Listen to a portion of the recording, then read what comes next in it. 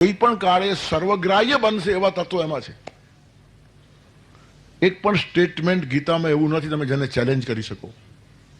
આટલી સર્વદેશીય છે, સર્વકાલિલ છે, યુનિવર્સલ છે, ઇટરનલ છે અને નિત્ય નૂતન છે. કાળની દ્રષ્ટિએ શાશ્વત છે અને વિસ્તારની દ્રષ્ટિએ સર્વદેશીય છે. તો યુનિવર્સાલિટી ગીતાની અંદર જે છે, વૈશ્વિકતા છે, વ્યાપકતા છે, સંકુચતાને અવકાશ જ નથી.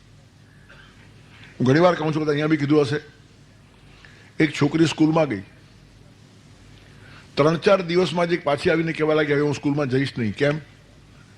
તો કે અમને ભણાવનાર જે બેન છે એનું મગજ ઠેકાણે નથી. તો કેમ તું આવું કેમ કે છે બેટા? 4 દિવસમાં તને આવી ખબર પડી કે હા કેમ? તો કે 4 દિવસ પહેલા એને કીધું કે 4 ને 4 8 થાય. 3 દિવસ પહેલા એ જ બેન કહે છે કે 5 ને 3 8 થાય. 2 દિવસ પહેલા કીધું કે 6 ને 2 8 થાય. ગઈકાલે કીધું 7 ને 1 8 થાય. એટલે હજી 8 કેમ થાય તે બેનનું જ નક્કી નથી. 4 ને 4 ક્યારેક 8 કહે છે, 5 ને 3 ક્યારેક 8 કહે છે, 6 ને 2 ક્યારેક 8 કહે છે, 7 ને 1 8 કહે છે. ત્યારે એકવાર બેનનું નક્કી થવા દો 8 કેમ થાય, પછી હું સ્કૂલમાં જઈશ. આ બાલિશ છે. આ છોકરી નાનકડી છે અને ગમે એટલા કહેવાતા મોટા માણસો જો આવી વાતો કરતા હશે કે બધું નક્કી થતું નથી તો એનો અર્થ એ પણ બાલિશ છે, બાળકની કક્ષા છે. ઉપર ગયા પછી આખી વાતો બદલાઈ જાય. કદી આકાશ ભીંજાતું નથી વાદળના પાણીથી. આપણને વાદળની નીચેનું આકાશ ખબર છે, વાદળની ઉપર એક આકાશ છે. હવાઈ જહાજમાં જે લોકો પ્રવાસ કરે ને એને વાદળ નીચે જોવા મળે. તો આ બધા વાદળિયાથી ઉપર ઉઠેલા માણસો છે ને એને ખુલ્લું આકાશ સાફ અને ક્લિયર દેખાય છે. પરિશ્રમ જાગરણ સાહિત્યનો કાનૂન માગે છે. બીજા શબ્દોમાં કહીએ તો જીગરનું ખૂન માગે છે. નથી સાહિત્યને સ્પર્શી શકાતું અલ્પવાણીથી, નથી આકાશ ભીંજાતું કદી વાદળના પાણીથી. તેથી અલ્પવાણીની અલ્પતા દેખાડનારા માણસો ભેદભાવ જોતા હશે, પણ જેની હાઈટ છે, જેની મેચ્યોરિટી છે, જેને વિકાસ સાધ્યો છે, જેને જીવનની ઊંચાઈ સાધી છે, તેને તો એવું સરસ દર્શન થયું છે અને એ માણસ પણ સર્વગ્રાહ્ય બની જાય છે. અવતારો સર્વગ્રાહ્ય છે, તીર્થંકરો સર્વગ્રાહ્ય છે, સંતો સર્વગ્રાહ્ય છે. કબીરજીને કોઈ હિન્દુ મુસલમાનના ભેદ નડતા નહીં હતા. હિન્દુઓ એમને નમસ્કાર કરતા હતા અને મુસ્લિમો પણ કુર્નિશ બજાવતા હતા. અને છતાં બેમાંથી એકની પણ ખુશામત આ માણસે નથી કરી. બંનેને ફટકા મારવાની હિંમત એનામાં હતી અને છતાં બધા જના ચરણ સ્પર્શ કરે. આ સર્વગ્રાહ્ય વ્યક્તિમત્વ છે. ખરો સંત તે જ છે જે સર્વગ્રાહ્ય છે. ખરો અવતાર તે જ છે જે સર્વગ્રાહ્ય છે. ખરો તીર્થંકર તે જ છે જે સર્વગ્રાહ્ય છે. અમુક જ લોકો માને અને અમુક લોકો ન માને એનો અર્થ ક્યાંક ક્યાંક આગ્રહ આપણને નડે છે, ક્યાંક ક્યાંક અહંકાર ડોક્યું કરે છે. અને ગીતા તો બહુ સ્પષ્ટ કહે છે કે બુદ્ધે ફલમ અનાગ્રહ. બુદ્ધિનું ફળ શું છે? અનાગ્રહી વ્યક્તિત્વ. જેટલા આગ્રહ ઓછા એટલો માણસ વિકસિત માણસ છે અને જેટલો આગ્રહી માણસ છે એટલો અનાડી માણસ છે. અહંકાર અને આગ્રહ એ અધૂરાપણાની નિશાનીઓ છે અને આવું કહેનારો ગ્રંથ છે ગીતા. તેથી સંસ્કૃતિ વિહાર પીઠના ઉપક્રમે જ્યારે ગીતા વિહાર શરૂ થતું હોય ત્યારે બહુ વર્ષો પહેલા એકવાર મેં કીધેલું, કદાચ 35-40 વર્ષ થયા હશે, ભારતીય વિદ્યાભવનમાં જૈન પર્યુષણ વ્યાખ્યાનમાળામાં જવાનું હતું અને ભારતીય સંસ્કૃતિ ઉપર બોલવાનું. અહીંયા બોલ્યા છીએ 5 દિવસ આપણે. ને ત્યારે પણ મેં કીધેલું કે અતિશય સંક્ષેપમાં જો સંસ્કૃતિનો પરિચય આપો તો એમ કહી શકાય કે ભારતીય સંસ્કૃતિ એટલે સીતા અને ગીતાની સંસ્કૃતિ. રામાયણની સીતા અને મહાભારતની ગીતા બે સમજાઈ જાય તો વાત પતી ગઈ. ગીતા જો માનવ દેહ ધારણ કરે તો એમાં સીતા દેખાય અને સીતા જો શબ્દોમાં વહેવા લાગે તો એમાં ગીતા દેખાય.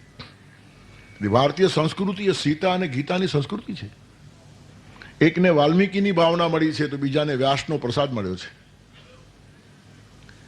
એક રામની સધર્મચારિણી હતી તો બીજી કૃષ્ણનું હૃદય સર્વસ્વ છે.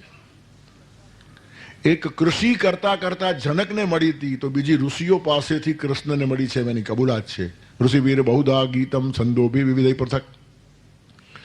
એક ભૂમિ કન્યા છે તો એક રણકન્યા છે.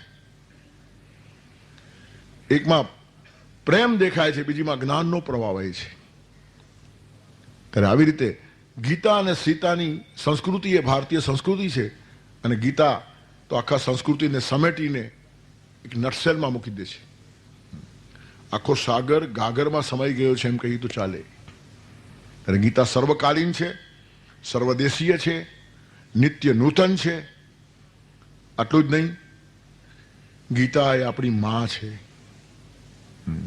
માનું સ્તનપાન કર્યા વગર દીકરો પુષ્ટ થતો નથી. ગાંધીજી કહેતા ગીતા એ મારી માં છે, એનું સ્તનપાન હું કરું છું અને તેના કારણે હંમેશા પુષ્ટ રહું છું. બહુ વર્ષો પહેલા નાનપણમાં એક વાર્તા સાંભળેલી. એક છોકરાની માં ગુજરી ગઈ, નાનું બાળક બિચારું 4-5 વર્ષનું. એના પિતાએ બીજા લગ્ન કર્યા, નવી માં આવી અને છોકરાને ખૂબ ત્રાસ આપવા લાગી. કારણ વગર વઢે, કારણ વગર મારે, ખાવાનું ઓછું આપે, ક્યારેક ન બી આપે, કોઈ એની કેર જ કરે નહીં. અને છતાં એ છોકરો પૃષ્ઠ હસતો રમતો જ રહે. અને તે પણ માથી સહન ન થાય કે આટલું પજવું છે ને હસતો રમતો કેમ છે. બીજાને સુખી જોઈને પણ દુઃખી થનારા માણસો જગતમાં ઘણા હોય છે. બહુ હલકી મેન્ટાલિટી કહેવાય. ત્યારે આટલી અગવડમાં પણ બિચારો હસે છે, પણ એ હસે છે એ બેને સહન ના થાય નથી. તો એનું હસવાનું કારણ શું? તપાસ કરી તો એને ખ્યાલ આવ્યો કે આ છોકરાનો બાપ રોજ એને એક ઓરડીમાં લઈ જાય છે અને બાપ દીકરો 10 મિનિટ અંદર બેસે છે એકલા જ. ત્યારે એને એમ થયું કે અંદર એને ખાવાનું આપતો હશે ખાનગીમાં બાપા. તો એક દિવસ ખુરશી લગાડીને વેન્ટિલેશનમાંથી જોયું કે બાપ દીકરો અંદર શું કરે છે. વાર્તા આવી રીતની છે કે છોકરાની સગી માં મરી ગઈ ત્યારે એનો જમણો હાથ કાપીને એના બાપાએ સાચવી રાખેલો, કોલ્ડ સ્ટોરેજમાં મૂકી રાખ્યો. રોજ દીકરાને અંદર લઈ જાય, પેલો હાથ કાઢે અને દીકરાના પીઠ ઉપરથી ફેરવે. નવી માના ધ્યાનમાં આવી ગયું કે આ છોકરો હસતો રમતો કેમ રહે છે, તો એના પીઠ ઉપરથી એની માનો હાથ ફરે છે. વાર્તા થોડી જુદા પ્રકારે હતી, એમાં આપણને બહુ રસ નથી, કારણ કે એ માથી એ સહન થયું નહીં ને પછી હાથને એને ચૂલામાં બાળી નાખ્યો. તે દિવસથી છોકરો સુકાવા લાગ્યો. પણ મને એ વાર્તા એટલા માટે ગમે છે કે મરેલી માનો હાથ ફરે તો પણ છોકરો જો રૂષ્ટપુષ્ટ રહે તો જીવતી માનો હાથ ફરે તો શું થાય, અને ગીતા માતાનો હાથ ફરે તો કલ્પના કરો કે શું થાય. એટલે જે દિવસે ગીતા માતાનો હાથ આપણા ઉપર ફરવા લાગશે ને તે દિવસે કોઈ તાણ નહીં હોય, કોઈ તણાવ નહીં હોય, કોઈ ટેન્શન નહીં હોય, કોઈ ચિંતન નહીં હોય. પણ ગીતા આપણને માં લાગવી જોઈએ. માની પાસે જેટલા પ્રેમથી બેસાય, જેટલી હૂંફ મળે, જેટલી ઉષ્મા મળે. આજે બધે ઠેકાણે હિંસા, ઉગ્રતા દેખાય છે. એનું કારણ માણસોને હૂંફ નથી મળતી. બચપણમાં જેને હૂંફ નથી મળતી તે માણસ મોટો થઈને હિંસક થયા વગર રહેતો જ નથી. બચપણમાં જેને ઉષ્મા પ્રાપ્ત નથી કરી તે ઉગ્ર બન્યા વગર રહેતો જ નથી. ત્યારે ઉગ્રવાદીઓ વધ્યા છે. એનું કારણ શું છે? હૂંફ અને ઉષ્મા ખોવાઈ ગઈ છે. ઘરની અંદર પણ મા બાપને બાળકો પાસે બેસવા ટાઈમ ક્યાં છે? વચ્ચે એક અમેરિકન મેગેઝિનમાં વાંચેલું, એક છોકરો પોતાના બાપુજીને પૂછે છે કે બાપુજી, તમે કામ કરવા જાઓ છો તો તમને કેટલું વળતર મળે? બહુ સારું મળે કે 1 કલાકના $40 મળે. એ 3,500-4,000 રૂપિયા જેવા થયા. $40 મળે 1 કલાકના. એમ શા માટે પૂછે કે આમ તું? પછી રાતના એ છોકરો કે બાપુજી મને $20 ઉધાર આપશો? તો કે લેને, ઘણા પડ્યા છે. સેંકડો ડોલર મને રોજના મળે છે ને, મહિનાઓ, વર્ષો, ખૂબ પૈસા લઈ જા. $20 આપ્યા. બીજે દિવસે એ છોકરો પોતાના બાપાને કહે છે કે બાપુજી, તમે મને વાપરવા ખિસ્સા ખર્ચીને જે પૈસા આપો છો ને, પોકેટ મની, તેમાંથી થોડા થોડા બચાવીને $20 મેં એકઠા કરેલા. $20 કાલે તમારી પાસે ઉધાર લીધા. હવે મારી પાસે $40 છે. તે જે તમારું 1 કલાકનું વળતર છે, આ $40 લો અને 1 કલાક મને પણ આપો. આ સ્થિતિ થઈ છે અમેરિકાની. આપણે એ જ રસ્તે જઈ રહ્યા છીએ. મા બાપને બાળકો પાસે બેસવા ટાઈમ નથી. અને એક વાત ધ્યાન રાખો, હવામાંથી સંસ્કારો આવતા નથી. સંપર્ક જાળવવો જ જોઈએ. આજે મોટામાં મોટી ખામી હોય તો હ્યુમન ટચની ખામી છે. હ્યુમન ટચ જે માણસ રાખે છે ને તેનું ગૌરવ થાય છે. આવો જ એક પ્રસંગ હમણાં ઉજવી આવ્યો. એક પ્રિન્સિપાલને 75 વર્ષ થયા. 83માં એ માણસ રિટાયર્ડ થયો. 17 વર્ષ પછી એના વિદ્યાર્થીઓ એનો અમૃત મહોત્સવ ઉજવે કે નાની વાત છે? જે દિવસે સ્કૂલમાંથી જાય બીજા દિવસે કોઈ એને યાદ કરતું નથી. તે ઠેકાણે 17 વર્ષ સુધી આ વિદ્યાર્થીઓના દિલમાં એવો ભાવ રહ્યો અને 75 લાખ રૂપિયાની થેલી એને આપવાની એમ નક્કી કર્યું. એ પ્રિન્સિપાલ પોતે બી સમર્થ હતા, શ્રીમંત કુટુંબના હતા, શોખથી શિક્ષણમાં ગયેલા. તો કે જે 75 લાખમાં 25 લાખ મારા નાખીને આપણે 1 કરોડની કંઈક સરસ સંસ્થા બનાવશું. અમેરિકાથી પણ ઘણા બધા વિદ્યાર્થીઓ આવેલા. એમાંનો એક વિદ્યાર્થી કહે છે કે 1 કરોડમાં શું થાય, નાનકડું મકાન થાય. આજના કાળમાં 1 કરોડની કિંમત નથી. તમારું નામ બહુ સરસ થવું જોઈએ.